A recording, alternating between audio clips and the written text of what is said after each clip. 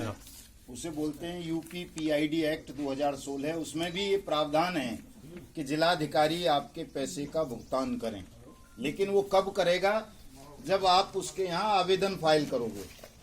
आप तो आवेदन ही फाइल नहीं करते हो कोई। एक बार अगर चपड़ासी ने या क्लर्क ने या किसी उसने भगा दिया आपको, सिपाही ने या मुंशी जी ने, तो आप दोबारा वहाँ जाते नहीं हो, उनको नहीं हो रहा थक के। और अगर आप में से कोई जमा करता है तो एजेंट के पीछे लठ लेके पड़ा रहता है। एजेंट है तो वो अपने सीनियर के पीछे पड़ा होगा और सीनियर मैनेजमेंट को तलाश रहा होगा या किसी और कंपनी में जाकर के वो यही ठगी का धंधा फिर करवा रहा होगा। तो ये जो हमारी मत भिन्नता है कि एजेंट और जमाकर्ता, सीनियर और जूनियर जो आपस में लड़े हुए हैं, ये एक सोची समझी साजिश होती है ठगों की। उन्हें पता होता है कि मैं करोड़ों लोगों को मूर्ख बना लूंगा और उनकी जेब से उनकी मेहनत का पैसे को निकलवा लूंगा, और सब कुछ जानते हुए भी लोग मुझे अपना पैसा दे देंगे, सब कुछ दे देंगे, लेकिन मेरे खिलाफ लड़ेंगे नहीं वो, क्योंकि वो आपस में लड़ते रहेंगे। इस बात को ठग जानते हैं। ठगों के जो आका शासन प्रशासन में बैठे होते हैं, राजनेता जिन्हें कहते हैं, वो भी जानते हैं इस बात को। इसलिए वो खुली छूट दे देते हैं ठगों को कि तुम देश की जनता को जितना हो सके लूट लो, ठग लो।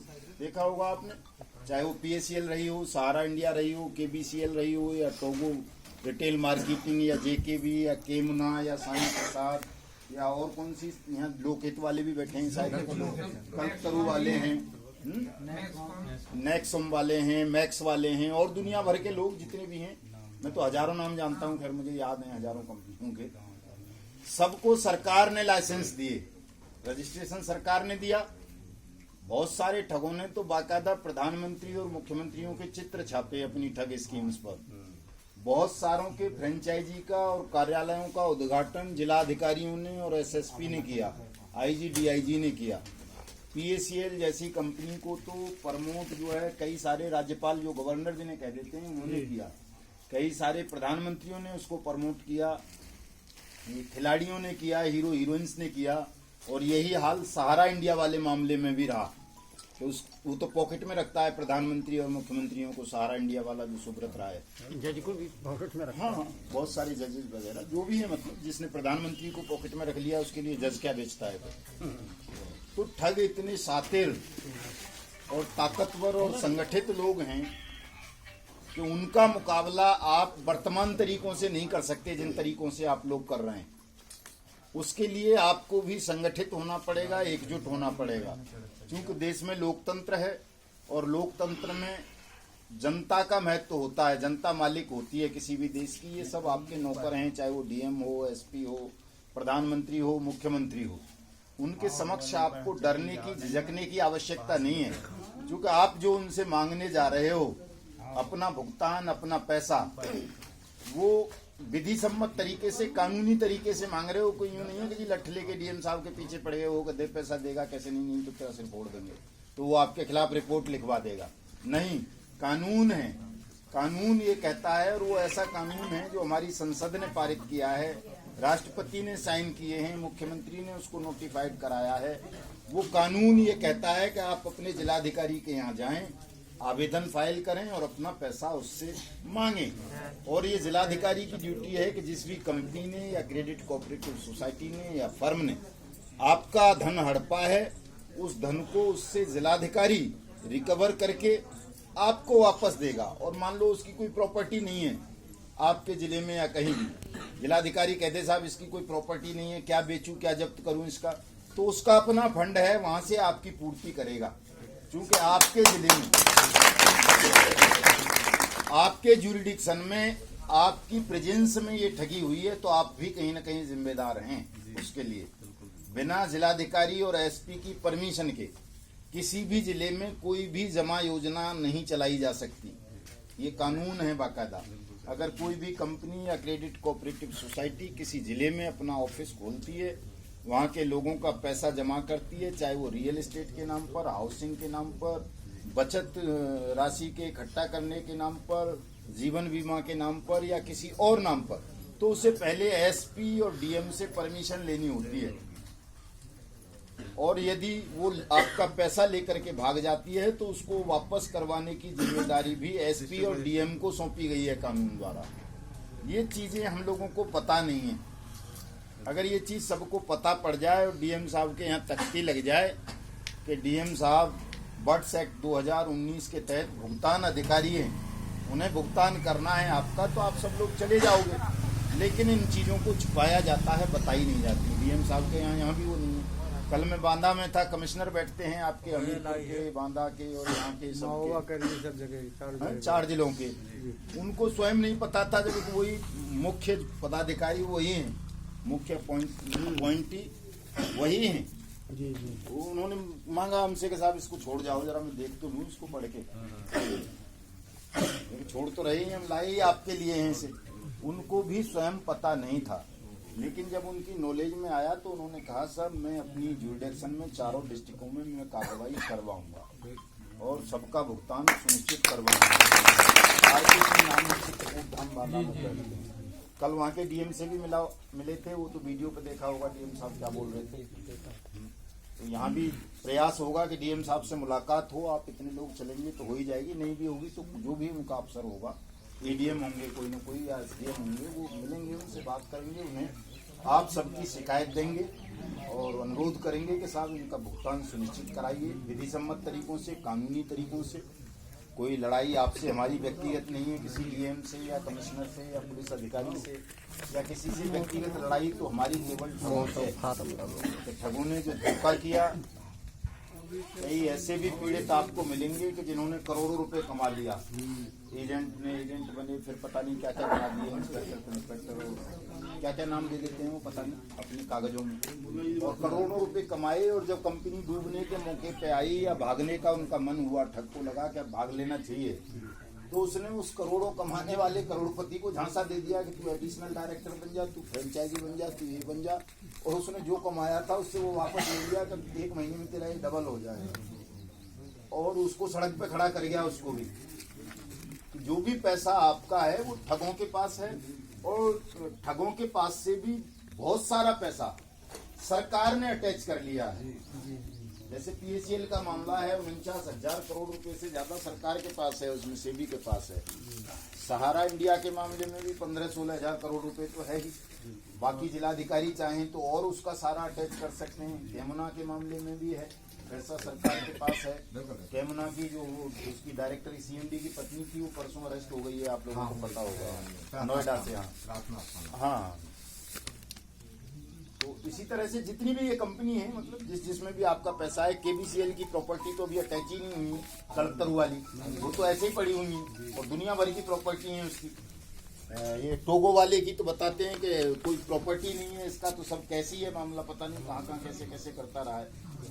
यहाँ 2-3 लोगों के नाम है, बाराबंकी में 2022 बाराबंकी वाला तक वो उसका थोड़ा ही है, वो तो उसने वो पार्ट कर रखा था, क्या बोलते हैं उसको, लीज में रखा है। हाँ लीज बोलते हैं ना उसको, 2008 तक। खैर उससे हमारा कोई लेना देना नहीं, उसकी प्रॉपर्टी है या नहीं है।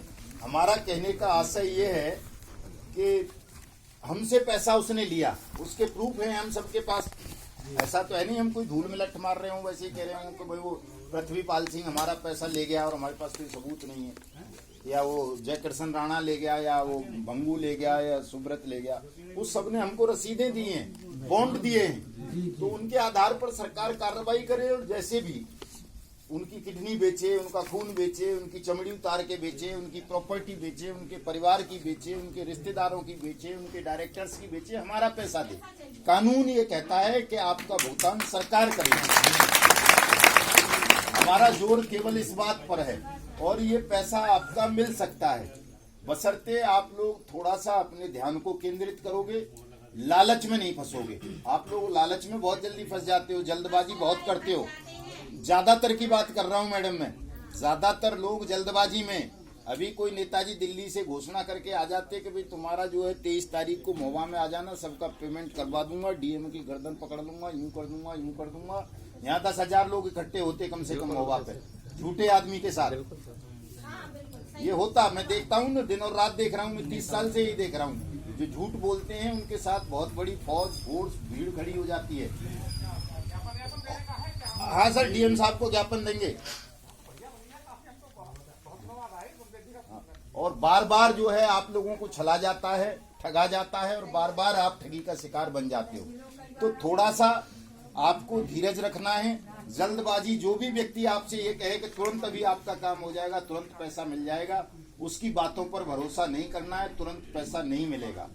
21 फरवरी 2019 को हमारी सरकार ने, भारत सरकार ने, मोदी जी ने खुद ये कानून बनाया था बट्स एक्ट 2019, लेकिन उसको लागू नहीं किया।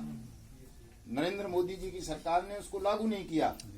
हमें लगातार उसके लिए संघर्ष करना पड़ा, धरने प्रदर्शन करने पड़े, कितने पुतले जलाने पड़े, कितना जो है उपवास रखना पड़ा, तब जाकर के फरवरी 2020 में जाके उसके रूल्स नोटिफाइड किए कि साहब आज से ये कानून लागू होता है। 1 साल बाद जाके पूरा, और उसके बाद भी आप देख रहे हो, आप चले जाओ यहाँ, आपसे आवेदन भी नहीं लेंगे डीएम साहब या एसपी साहब बट्स एक्ट के।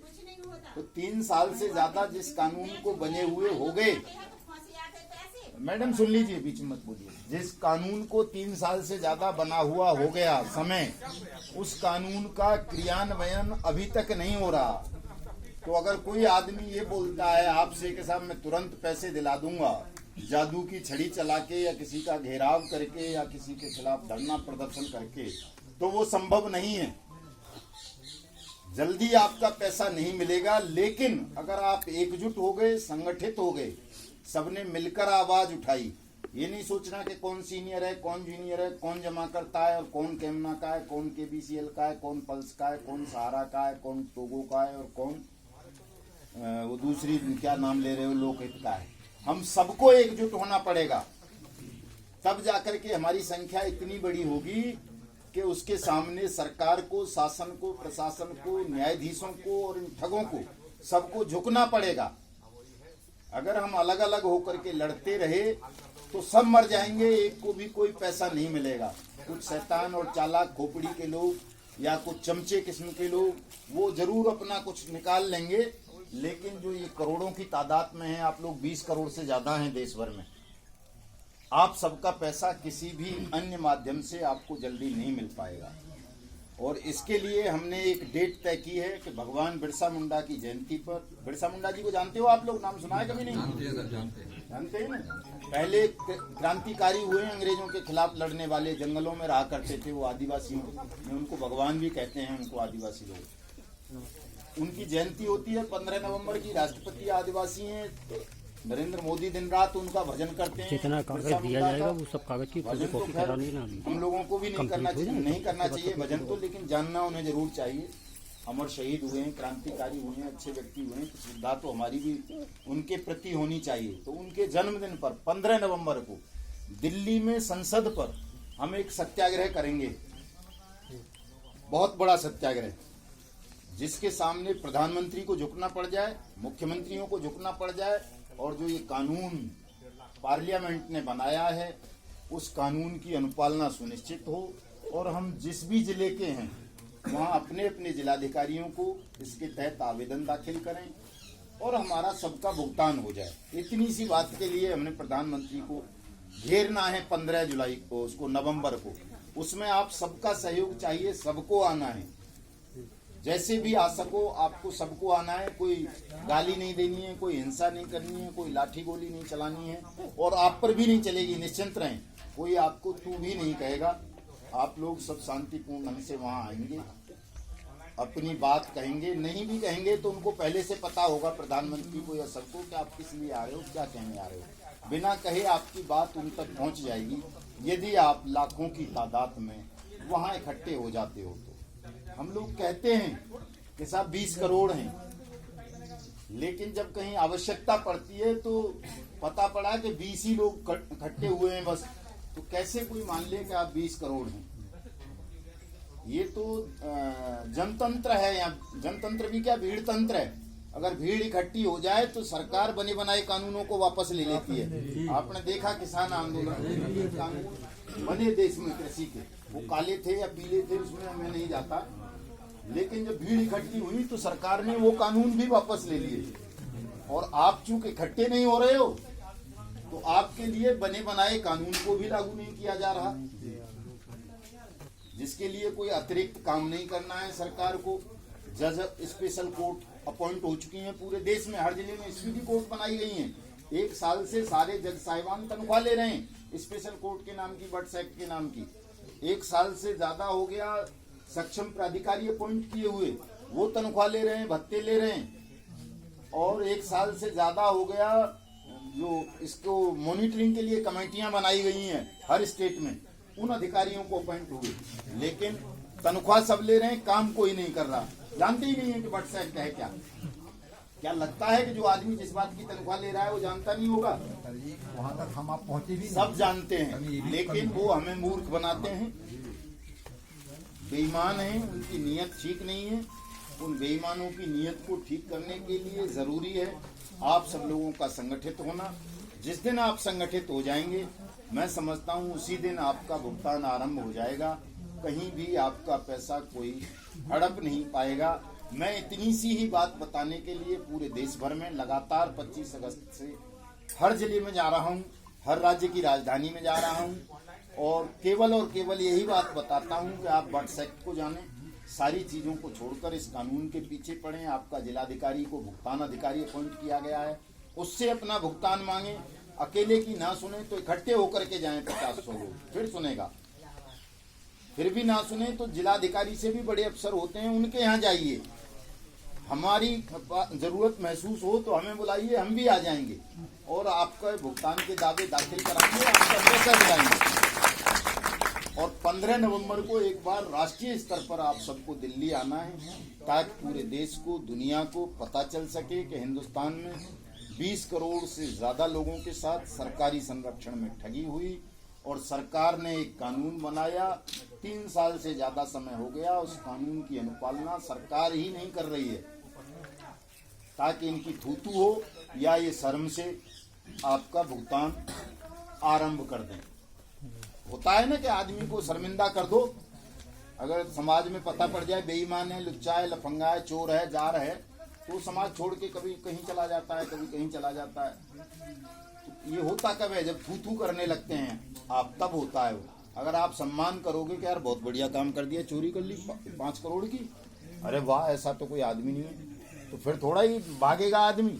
जब समाज सम्मान करने लगेगा चोर का, डाकू का, जार का, झूठे और बेईमान आदमी का, तो वो तो समाज में ही रहेगा।